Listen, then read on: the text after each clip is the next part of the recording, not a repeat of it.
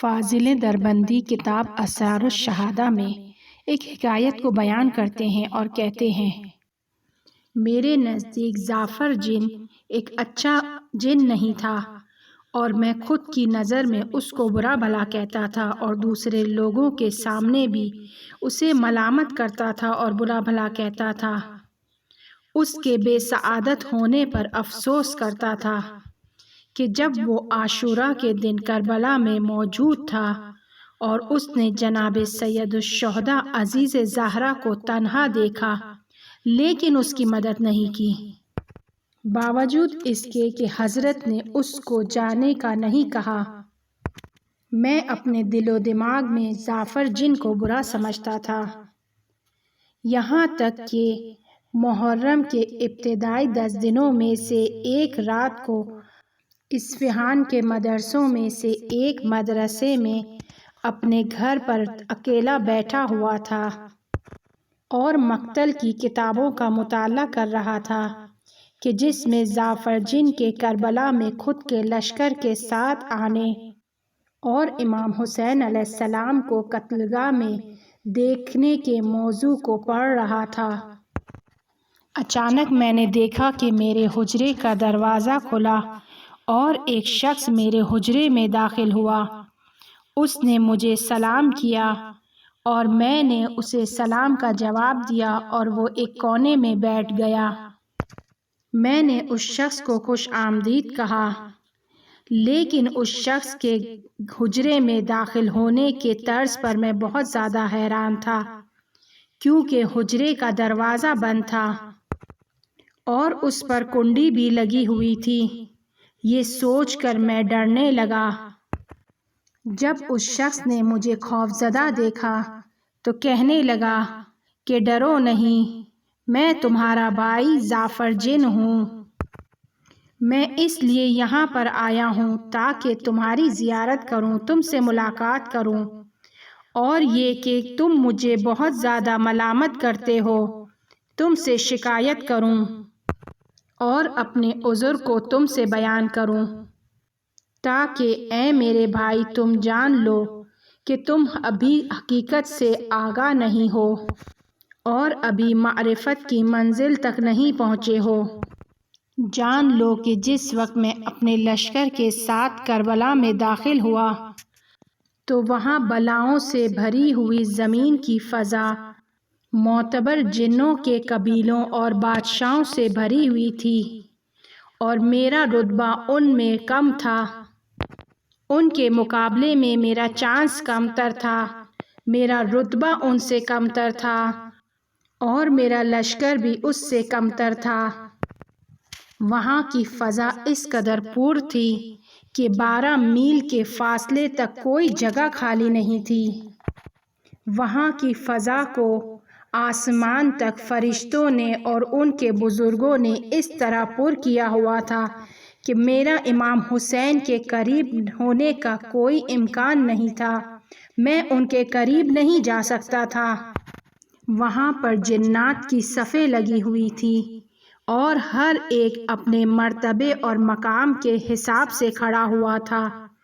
وہ لوگ ایک کے بعد دوسری صف بنا کر کھڑے ہوئے تھے۔ جنات کی ہر صف کے آگے ان کے بڑے کھڑے ہوئے تھے۔ اسی طرح فرشتوں کے قبیلوں نے وہاں کے طول و عرض کو گھیرا ہوا تھا۔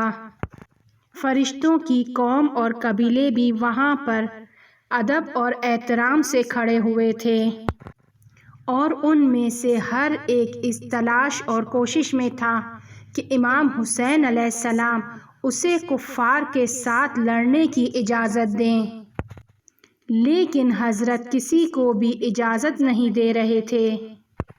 میں اور میرا لشکر وہاں سے 12 میل کے فاصلے پر تھا۔ ہم لوگ حضرت سے دور تر تھے۔ میں مجبوراً اپنے لشکر کے ساتھ وہیں پر پورے احترام اور تعظیم کے ساتھ کھڑا رہا اور وہیں سے حضرت کو سلام کیا۔ انہوں نے جواب دیا اور میں نے جواب کو سنا۔ اس کے بعد امام حسین علیہ السلام نے وہاں پر موجود جنوں اور فرشتوں کی ہر صف سے مکالمے اور گفتگو کی، اور آخر میں ان سب کے لیے دعا کی اور ان کے لیے خیر کو طلب کیا۔ ان حضرت نے کسی بھی جنوں اور فرشتوں کے گروہ کو جنگ پر جانے اور کفار کے ساتھ جنگ لڑنے کی اجازت نہیں دی، اور جب فرشتوں اور جنوں کے گروہ نے دیکھا کہ انہیں امام کی یاری اور مدد کرنے کی اجازت نہیں مل رہی، تو وہ نا امید ہو کر دوبارہ اپنی جگہ پر واپس لوٹ گئے۔ لیکن میں راضی نہیں ہوا اور واپس نہیں لوٹا، اور کربلا کی زمین کے ایک کونے پر گریہ زاری کرنے میں مشغول ہو گیا، بے قراری کرنے لگا۔ میں نے اپنے سر اور چہرے کو نقصان پہنچایا اور ان کی اس حالت پر افسوس کرنے لگا، یہاں تک کہ اس خاص شہادت کے بارے میں علم خدا میں جو کچھ موجود تھا وہ واقع ہو گیا۔ یہاں تک کہ کفار کے لشکر نے آنحضرت کے گھر والوں، بچوں اور باقی بچے ہوئے لوگوں کو اسیر کر لیا اور شہداء کے مقدس سروں کو اس دشت سے لے کر گئے۔ میں بھی اپنے لشکر کے ساتھ اس کاروان کے پیچھے چلنے لگا، اور میری نیت یہ تھی کہ میں اہل بیت علیہم السلام کی خدمت کروں، ان کے بچوں کو اونٹوں کی پشت سے گرنے سے روکوں، ان کو دوسرے نقصانات سے محفوظ رکھوں۔ جس وقت ابن زیاد کا لشکر کوفہ پہنچا، اس وقت سورج غروب ہو چکا تھا اور سب کے سب کوفہ میں داخل نہیں ہو سکتے تھے۔ وہ افراد جو اسیروں اور شہداء کے سروں کے نگہبان تھے، وہ کوفے سے باہر ہی ٹھہر گئے۔ انہوں نے وہاں پر خود کے لیے خیمے لگائے اور اہل بیت رسالت علیہم السلام کو دوسری جگہ پر منتقل کر دیا۔ اس منزل پر ابن زیاد کے لشکر کے وہ لوگ کہ جو کوفہ میں داخل ہوئے تھے، جب وہ کوفہ میں داخل ہوئے تو وہاں سے کھانے پینے کی لذیذ غذاؤں کو باقی لوگوں کے لیے لے کر آئے، اور اس طرف اہل بیت علیہم السلام کے بچے بہت زیادہ بھوکے تھے۔ جب ان بچوں نے ان غذاؤں کو دیکھا اور ان کی خوشبو کو سونگھا تو وہ بہت زیادہ رونے لگے اور بے قرار ہونے لگے۔ اس دوران حضرت فضہ حضرت زینب سلام اللہ علیہا کے پاس آئیں اور کہنے لگی، اے میری خاتون، یہ بچے بھوک اور بے تابی سے مر جائیں گے۔ جناب زینب سلام اللہ علیہا نے پوچھا، تدبیر کیا ہے؟ اس وقت کیا کرنا چاہیے؟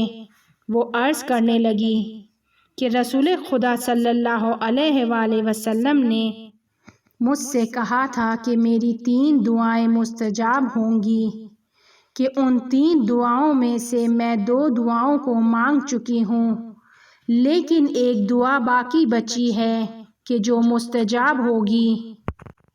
آپ مجھے اجازت دیں کہ میں اس وقت بچوں کی اس مشکل وقت میں آسائش کے لیے دعا مانگوں۔ حضرت زینب سلام اللہ علیہا نے اسے اجازت دی، اور جناب فضہ ایک کونے میں گئیں۔ انہوں نے 2 رکعت نماز ادا کی اور دعا کے لیے ہاتھ اٹھائے۔ اسی دوران کہ جب وہ دعا کر رہی تھیں، ایک بہت بڑا کھانے کا ظرف دیکھا کہ جو آسمان سے نازل ہوا تھا، اس میں گوشت اور سالن وغیرہ تھے، اور اس کے اوپر 2 عدد روٹی موجود تھی۔ اس سے مشک و عنبر اور زعفران کی خوشبو آ رہی تھی۔